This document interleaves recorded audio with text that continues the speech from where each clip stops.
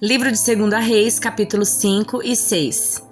O rei da Síria tinha grande respeito por Naamã, comandante do seu exército, pois por meio dele o Senhor tinha dado grandes vitórias à Síria. Mas embora Naamã fosse um guerreiro valente, sofria de lepra. Naquela época, saqueadores sírios tinham invadido o território de Israel e entre os cativos havia uma menina que se tornou serva da esposa de Naamã. Certo dia, a menina disse à sua senhora: "Como seria bom se meu senhor fosse ver o profeta em Samaria, ele o curaria da lepra." Naamã contou ao rei o que a menina israelita tinha dito. Então o rei da Síria lhe respondeu: "Vá visitar o profeta, eu lhe darei uma carta de apresentação ao rei de Israel." Naamã partiu levando 350 quilos de prata, 72 quilos de ouro e 10 roupas de festa. A carta para o rei de Israel dizia: "Com esta carta apresento o meu servo Naamã. Quero que o rei o cure da lepra." Quando o rei de Israel leu a carta, rasgou as roupas e disse: "Acaso eu sou Deus capaz de dar ou tirar a vida? Por que esse homem me pede que eu cure um leproso?" Como vocês podem ver, ele procura um pretexto para nos atacar. Mas quando Eliseu, o homem de Deus, soube que o rei de Israel havia rasgado as roupas, mandou-lhe esta mensagem: "Por que o rei ficou tão aflito? Envie Naamã a mim, e ele saberá que há um profeta verdadeiro em Israel." Então, Naamã foi com seus cavalos e carruagens e parou à porta da casa de Eliseu. Ele mandou um mensageiro dizer a Naamã: "Vá e lave-se 7 vezes no rio Jordão. Sua pele será restaurada e você ficará curado da lepra." Naamã ficou indignado e disse: "Imaginei que ele sairia para me receber, esperava que movesse as mãos sobre a lepra, invocasse o nome do Senhor seu Deus e me curasse. Não são os rios de Abana e Farfar em Damasco melhores que qualquer rio de Israel? Será que eu não poderia me lavar em um deles e ser curado?" Naamã deu meia volta e partiu furioso. Mas seus oficiais tentaram convencê-lo, dizendo: "Meu senhor, se o profeta lhe tivesse pedido para fazer algo muito difícil, o senhor não teria feito? Por certo, o senhor deve obedecer às instruções dele, pois disse apenas: vá, lave-se e será curado." Assim Naamã desceu o Jordão e mergulhou 7 vezes conforme a instrução do homem de Deus. Sua pele ficou saudável como a de uma criança e ele foi curado. Então Naamã e toda a sua comitiva voltaram para onde morava o homem de Deus. Ao chegar diante dele, Naamã disse: "Agora sei que no mundo inteiro não há Deus senão em Israel. Por favor, aceite um presente do seu servo." Eliseu, porém, respondeu: "Tão certo como vive o Senhor a quem sirvo, não aceitarei presente algum." Embora Naamã insistisse, Eliseu recusou. Então Naamã disse: "Está bem, mas peço que permita que este seu servo leve para casa 2 mulas carregadas com a terra desse lugar. De agora em diante, nunca mais oferecerei holocausto ou sacrifícios a qualquer outro Deus senão o Senhor. Mas que o Senhor me perdoe por uma coisa. Quando meu senhor o rei for ao templo do Deus Rimom para adorar ali e se apoiar em meu braço, que o Senhor me perdoe quando eu também me curvar." "Vá em paz", disse Eliseu. Então Naamã partiu para casa. Mas Geazi, servo de Eliseu, o homem de Deus, pensou: "Meu senhor não deveria ter deixado esse sírio Naamã partir sem aceitar os presentes. Tão certo como vive o Senhor, vou correr atrás dele para ver se consigo alguma coisa."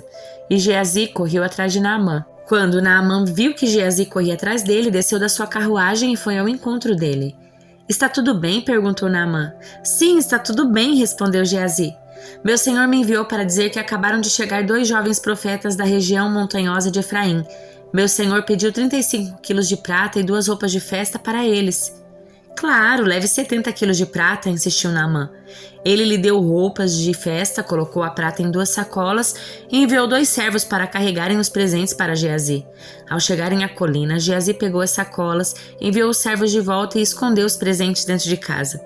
Quando entrou para ver seu senhor Eliseu, este lhe perguntou: "Onde você esteve, Geazi?" "Não estive em lugar algum", respondeu Geazi.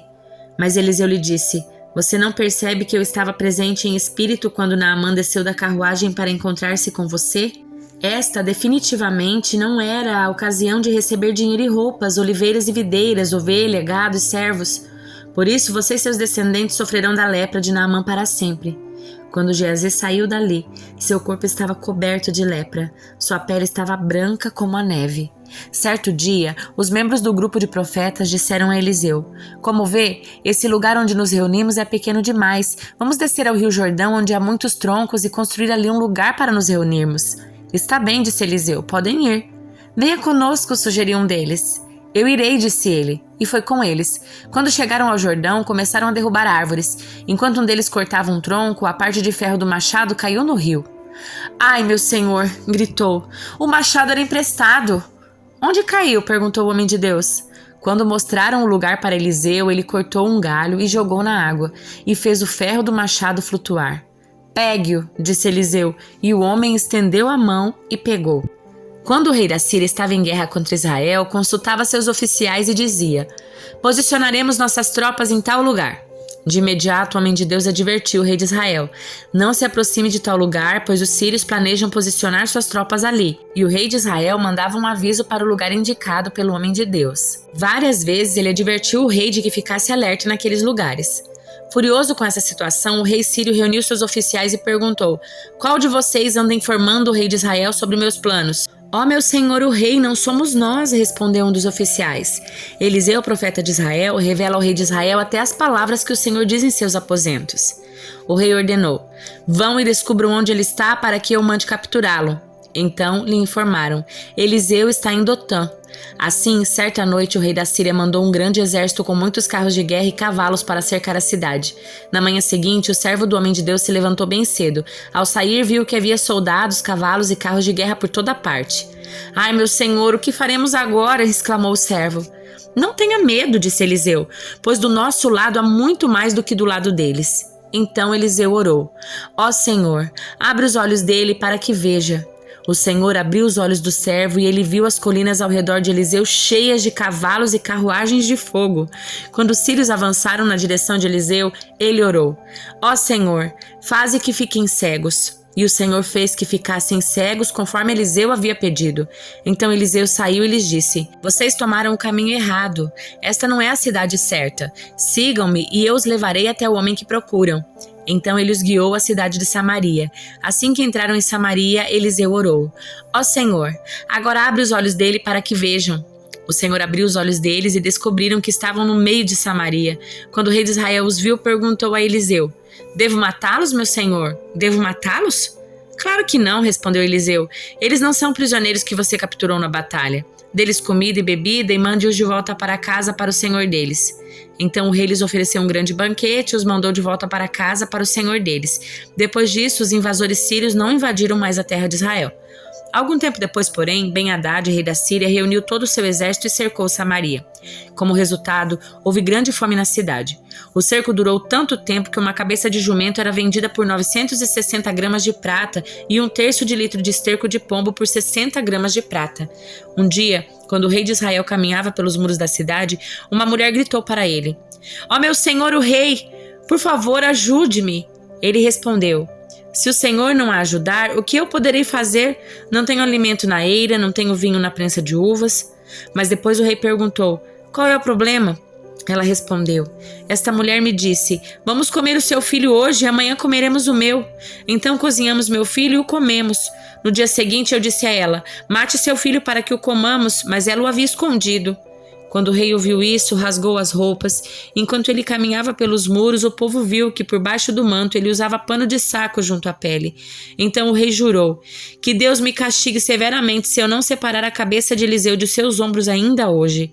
Eliseu estava sentado em sua casa com as autoridades de Israel quando o rei mandou um mensageiro até ele. Antes, porém, que o mensageiro chegasse, Eliseu disse às autoridades: o filho do assassino enviou um homem para cortar minha cabeça.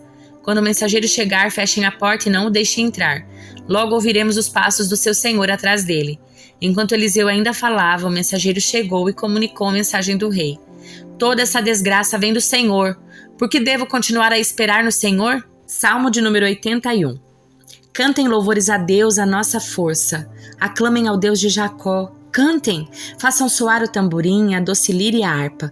Toquem a trombeta na lua nova e na lua cheia para convocar a nossa festa, pois assim exigem os estatutos de Israel. Esse é o decreto do Deus de Jacó. Ele o ordenou como lei para Israel, quando atacou o Egito para nos libertar. Ouvi uma voz desconhecida dizer: agora removerei o peso dos seus ombros, libertarei suas mãos das tarefas pesadas. Vocês clamaram a mim em sua aflição, e eu os salvei. Da nuvem de tempestade lhes respondi, e pus vocês à prova quando não havia água em Meribá. Ó meu povo, ouça as minhas advertências. Quem dera você me escutasse, ó Israel. Jamais tenha em seu meio outro Deus. Não se curve diante de deuses estrangeiros, pois fui eu, o Senhor seu Deus, que o tirei da terra do Egito. Abra bem a boca e a encherei de coisas boas. Meu povo, no entanto, não quis ouvir. Israel não me obedeceu. Por isso, deixei que seguissem seus desejos teimosos e vivessem de acordo com suas próprias ideias. Ah, se meu povo me escutasse! Quem dera Israel andasse em meus caminhos. Então eu derrotaria seus inimigos sem demora. Minhas mãos cairiam sobre seus adversários. Os que odeiam o Senhor se encolheriam diante dele, condenados para sempre. Vocês, porém, eu alimentaria com trigo da melhor qualidade e os saciaria com mel silvestre tirado da rocha. Segunda carta aos Coríntios, capítulo 12. É necessário prosseguir com meus motivos de orgulho, mesmo que isso não me sirva de nada. Vou lhes falar agora das visões e revelações que recebi do Senhor. Conheço um homem em Cristo que há 14 anos foi arrebatado ao terceiro céu. Se foi no corpo ou fora do corpo, não sei, só Deus o sabe. Sim, somente Deus sabe se foi no corpo ou fora do corpo. Mas eu sei que tal homem foi arrebatado ao paraíso e ouviu coisas tão maravilhosas que não podem ser expressas em palavras, coisas a que nenhum homem é permitido relatar. Da experiência desse homem eu teria razão de me orgulhar, mas não o farei. Na verdade, minhas fraquezas são minha única razão de orgulho. Se quisesse me orgulhar, não seria insensato de fazê-lo, pois estaria dizendo a verdade. Mas não o farei, pois não quero que ninguém me dê crédito além do que pode ver em minha vida ou ouvir em minha mensagem, ainda que eu tenha recebido revelações tão maravilhosas. Portanto, para evitar que eu me tornasse arrogante, foi-me dado um espinho na carne, um mensageiro de Satanás para me atormentar e impedir qualquer arrogância. Em 3 ocasiões supliquei ao Senhor que o removesse, mas ele disse: minha graça é tudo de que você precisa. Meu poder opera melhor na fraqueza.